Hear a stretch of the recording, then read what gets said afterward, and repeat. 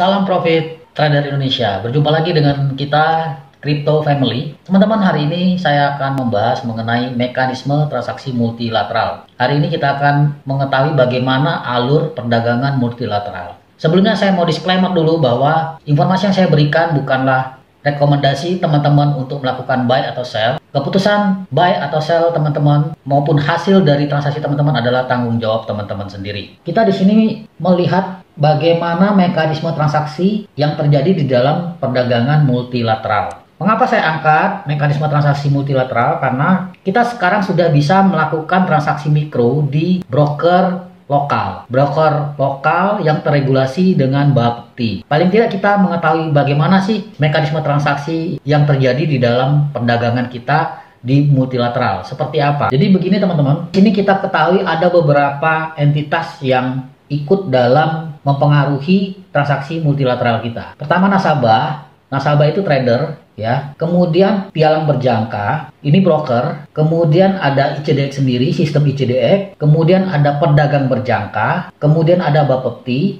dan lembaga clearing, ya. Lembaga clearing berfungsi untuk sebagai controlling lah terhadap transaksi kita, baik penyelesaian transaksi, kemudian keuangannya seperti apa. Pedagang berjangka dengan pialang berjangka ini berbeda teman-teman. Pialang berjangka itu broker. Broker itu tidak boleh melakukan perdagangan. Broker hanya sebagai pihak penyelenggara transaksi kita. Jadi sebagai nasabah atau trader kita tidak bisa langsung bertransaksi melalui pedagang berjangka. Kita bertransaksi melalui antar trader dengan pedagang berjangka. Itu tidak bisa langsung, maksudnya tidak bisa langsung. Jadi harus melalui pialang berjangka. Nah, beberapa pialang berjangka yang ada di Indonesia itu seperti Monex Invest in the Future yang saya pakai sekarang, ya teman-teman. Itu adalah broker. Dia masuk dalam kategori pialang berjangka. Kemudian pedagang berjangka ini siapa? Nah, pedagang berjangka ini adalah pihak yang sudah masuk dalam anggota bursa di ICDX untuk melakukan perdagangan dengan kita. Kalau kita cek di websitenya ICDX, siapakah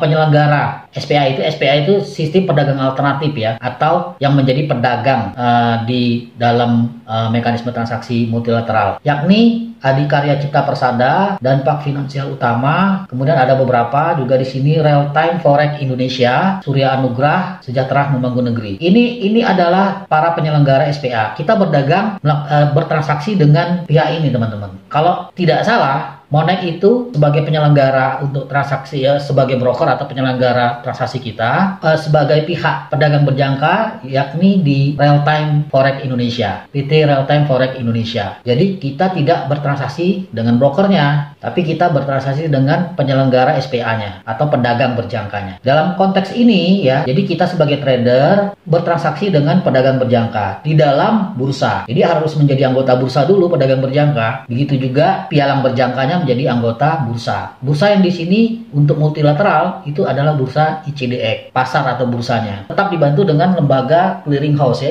Indonesia Clearing House, untuk menyelesaikan transaksi kita. Dan di dalam naungan regulasi Bapepti. Nah, di sini kita bisa lihat teman-teman. Nah, ini untuk yang clearing house, ya. Clearing dan penyelesaian. Clearing bertujuannya untuk menjamin kepastian dan penyelesaian transaksi antara pihak penjual dan pembeli. Kita bertransaksi di dalam bursa. Pihak yang menjamin kepastian penyelesaian transaksi kita itu adalah Indonesia Clearing House. Makanya kita bertransaksi itu di rekening terpisah, ya, di rekening terpisah agar gampang untuk melakukan penyelesaian transaksinya. Ini, ya teman-teman. Jadi kalau teman-teman bertransaksi multilateral di bursa ICDX, itu kita bertransaksi di dalam bursa. Kita tidak bertransaksi dengan broker. Jadi jangan salah, kalau kita di dalam bursa, kita bertransaksi dengan pedagang berjangkanya. Siapa itu? Salah satunya, ya, seperti yang saya sebutkan tadi, ada Real Time Forex Indonesia, ada Denpak dan segala macam, ya. Itu teman-teman. Ini mungkin sedikit berbeda dengan yang bilateral, ya, yang transaksi kita yang